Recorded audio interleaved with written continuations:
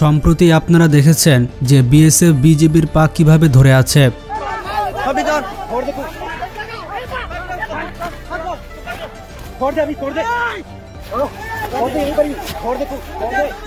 BSF বিজিবির পা ধরে ক্ষমা চাচ্ছে। এটা একটা দৃষ্টান্ত যে বিএসএফ এর থেকে বিজিবি কতটা শক্তিশালী এবং পারদর্শী। এছাড়া অতীতে মিয়ানমার এবং ভারতের সাথে বিজিবির যুদ্ধ হয়েছিল, সেই যুদ্ধেও কিন্তু বিজিবি জয়লাভ করেছিল। আর বাংলাদেশের বিজিবি কিন্তু বাংলাদেশের প্যারামিলিটারির অন্তর্ভুক্ত। এখন প্রশ্নটি হচ্ছে, বাংলাদেশের প্যারামিলিটারি কেন এত শক্তিশালী? বাংলাদেশের 68 লক্ষ প্যারামিলিটারিকে ভারত কেন এত ভয় পায়? অনেকেই প্রশ্ন করেছেন কিংবা করে থাকেন যে বাংলাদেশের সত্যি কি 68 লক্ষ প্যারামিলিটারি রয়েছে? আর এত বড় প্যারামিলিটারি ফোর্স বিশ্বের কোনো দেশের কাছেই নেই। দেখুন বন্ধুরা, বাংলাদেশের প্যারামিলিটারির সংখ্যা জানার আগে আপনাকে জানতে হবে প্যারামিলিটারি কি, এছাড়া প্যারামিলিটারির আসলে কাজ কি, কেনই বা এদেরকে প্যারামিলিটারি বলা হয়। প্যারামিলিটারি হচ্ছে নাগরিক নিরাপত্তায় দক্ষ, ক্ষিপ্ত এবং সংবেদনশীল একটি কাঠামো ভিত্তিক দল। প্যারামিলিটারি বাহিনীর সদস্যরা মূলত সামরিক বাহিনীর আদলে প্রশিক্ষণ পেয়ে থাকে। কিছু কিছু ক্ষেত্রে প্যারামিলিটারি ট্রেনিং সামরিক বাহিনীর ট্রেনিংয়ের থেকেও বিশেষায়িত হয়ে থাকে। প্যারামিলিটারি বাহিনীর নিয়ন্ত্রণ বিভিন্ন দেশে বিভিন্ন রকম হয়ে থাকে। দক্ষিণ এশিয়ার দেশগুলোতে প্যারামিলিটারি বাহিনী সাধারণত নিয়ন্ত্রিত হয় স্বরাষ্ট্র মন্ত্রণালয় দ্বারা। ইউরোপ এবং ল্যাটিন আমেরিকার অধিকাংশ দেশে প্যারামিলিটারি নিয়ন্ত্রণ করা হয় প্রতিরক্ষা মন্ত্রণালয়ের মাধ্যমে।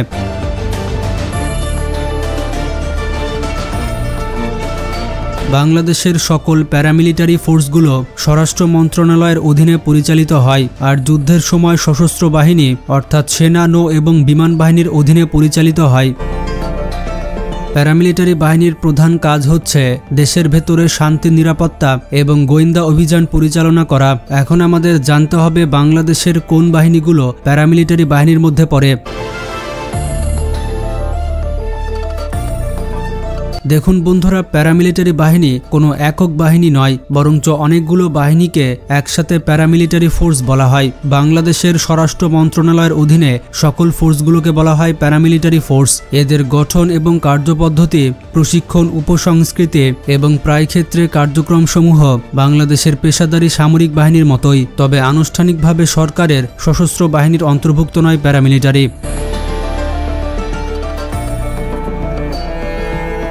অর্থাৎ বাংলাদেশ সেনাবাহিনী, নৌবাহিনী এবং বিমান বাহিনীকে সবসময় যুদ্ধের জন্য অ্যাক্টিভ রাখা হয় এবং তাদেরকে যে অস্ত্রশস্ত্র এবং অ্যাক্সেস দেওয়া হয় সেগুলো কিন্তু প্যারামিলিটারি বাহিনীকে দেওয়া হয় না। প্যারামিলিটারি বাহিনীকে শুধুমাত্র পিস্তল এবং রাইফেল দেওয়া হয় এবং তাদের কাজের পরিধি অনেকটা সীমারেখার ভেতরেই থাকে। আবার অনেক প্যারামিলিটারি বাহিনীর কাছে রাইফেল কিংবা পিস্তল থাকে না। বাংলাদেশের সশস্ত্র বাহিনী অর্থাৎ বিমান বাহিনী, সেনাবাহিনী এবং নৌবাহিনী বাদে সকল প্রশিক্ষিত বাহিনীগুলোই হচ্ছে আধা সামরিক বাহিনী বা প্যারামিলিটারি বাহিনী। এখানে ভালো মতো মনে রাখবেন, এদের সকলের কাছে কিন্তু অস্ত্র থাকে না। বাংলাদেশের সশস্ত্র বাহিনী বাদেও প্রায় 70 লক্ষ জনগণকে সামরিক ট্রেনিং দেওয়া হয়েছে। এদের মধ্যে 25 থেকে 30 লক্ষ জনগণের কাছে বিভিন্ন অস্ত্র রয়েছে, আর বাকি জনগণের কাছে কোনো অস্ত্র নেই। তাদের হাতে থাকে লাঠির মতো বিভিন্ন দেশীয় অস্ত্রশস্ত্র। এর কারণ আপনারা একটু পরেই জানতে পারবেন। এতক্ষণে মোটামুটি বুঝলেন যে প্যারামিলিটারি আসলে এমন বাহিনী যারা যুদ্ধ করতে সক্ষম এবং গুলি চালাতেও সক্ষম।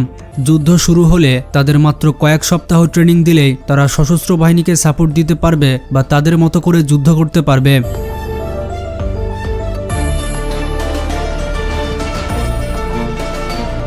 আর এটাই হচ্ছে সশস্ত্র বাহিনী এবং প্যারামিলিটারি বাহিনীর মধ্যে পার্থক্য। এবার আমরা জানব বাংলাদেশে আসলে কতগুলো প্যারামিলিটারি সদস্য রয়েছে। বাংলাদেশের আধা সামরিক বাহিনীর মধ্যে প্রথমে রয়েছে বর্ডার গার্ড বাংলাদেশ, 2 নম্বরে বাংলাদেশ কোস্ট গার্ড, 3 নম্বরে বাংলাদেশ আনসার, এরপরে রয়েছে পুলিশ এবং পুলিশের অধীনে পরিচালিত সকল ধরনের বাহিনী, 5 নম্বরে বাংলাদেশের সকল স্পেশাল ফোর্স এবং সকল গোয়েন্দা বাহিনী।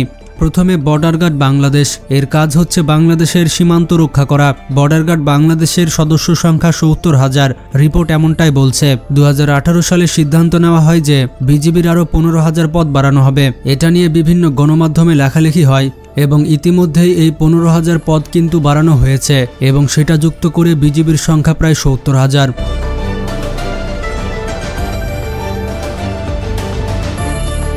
Next Bangladesh coast guard. Bangladesh coast গার্ডের কাজ হচ্ছে মূলত উপকূল সীমান্ত রক্ষা করা। এর সদস্য সংখ্যা বর্তমানে 4,000-এর বেশি। নেক্সট বাংলাদেশ আনসার। বাংলাদেশের অভ্যন্তরীণ নিরাপত্তা আইন প্রয়োগ এবং আইন রক্ষণাবেক্ষণের জন্য এই বাহিনী গঠন করা হয়। এটি গণপ্রজাতন্ত্রী বাংলাদেশ সরকারের স্বরাষ্ট্র মন্ত্রণালয় দ্বারা পরিচালিত হয়। বাংলাদেশের আনসার বাহিনী বাংলাদেশের সবথেকে বড় বাহিনী এবং পুরো পৃথিবীর সবথেকে বড় একক বাহিনী, এবং এই আনসার বাহিনীর সংখ্যা প্রায় 61 লক্ষ। আনসার এবং গ্রাম প্রতিরক্ষা বাহিনীর সদস্য সংখ্যা এটা যে 61 লক্ষ এটা আপনারা রিপোর্টে দেখতে পাচ্ছেন। এছাড়া গুগলে সার্চ দিলে পেয়ে যাবেন। তাছাড়া বাংলাদেশ আনসারের অফিসিয়াল ওয়েবসাইটে আপনি কিন্তু এই সংখ্যাটা দেখতে পাবেন।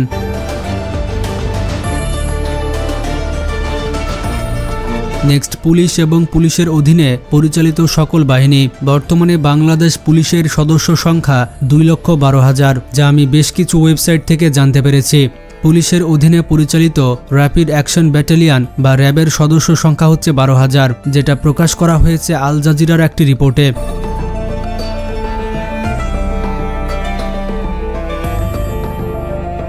এছাড়া বাংলাদেশের রয়েছে আরও কিছু স্পেশাল ফোর্স। এর পাশাপাশি রয়েছে গোয়েন্দা সংস্থা, যেগুলোর সিকিউরিটি রিজনের জন্য এই বাহিনী সম্পর্কে তথ্য প্রকাশ করা হয় না। তো প্যারামিলিটারির তালিকা থেকে অনেক সদস্য কিন্তু বাদ পড়ে যাচ্ছে। আপনারা এখন প্রমাণসহ দেখতে পেলেন বাংলাদেশের 68 লক্ষ প্যারামিলিটারি ফোর্স রয়েছে।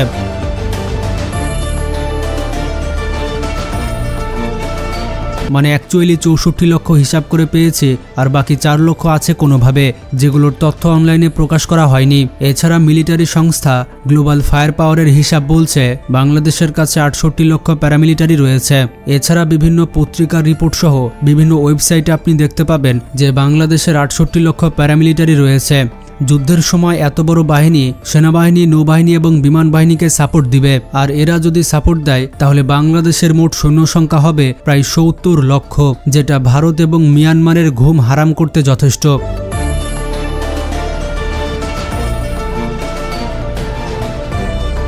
তাছাড়া এই বাহিনীর হাতে অস্ত্র তুলে দেওয়া হয়নি, এর পেছনে কিন্তু একটি বড় কারণ রয়েছে। কারণ এদের হাতে অস্ত্র তুলে দিলে তাদের সংখ্যা এতটাই বেশি যে তারা সশস্ত্র বাহিনীর বিভিন্ন ক্যান্টনমেন্ট দখল করতে পারে এবং তারা পুরো দেশের কন্ট্রোল নিয়ে নিতে পারে। যেহেতু তাদের সংখ্যা এত বেশি, তাই বিদ্রোহ করার একটা সম্ভাবনা থেকে যায়। তো এই কারণে তাদের হাতে অস্ত্রশস্ত্র দেওয়া হয়নি। তো আশা করছি প্যারামিলিটারি বাহিনী সম্পর্কে আপনারা যথেষ্ট জানতে পারলেন। কারা কারা নিজের দেশকে ভালোবাসেন এবং নিজের দেশের জন্য যুদ্ধ করতে চান তারা কমেন্টে জানান। আর এইরকমই আনকমন ইন্টারেস্টিং সব ভিডিও পেতে আমাদের চ্যানেলটি সাবস্ক্রাইব করে পাশে থাকা বেল আইকনটি ক্লিক করে দিন, কারণ আমরা প্রতিনিয়ত এই ধরনের ভিডিও আপনাদের সামনে উপস্থাপন করে থাকি। নিজে ভালো থাকবেন, দেশকে ভালোবাসবেন। আল্লাহ হাফেজ।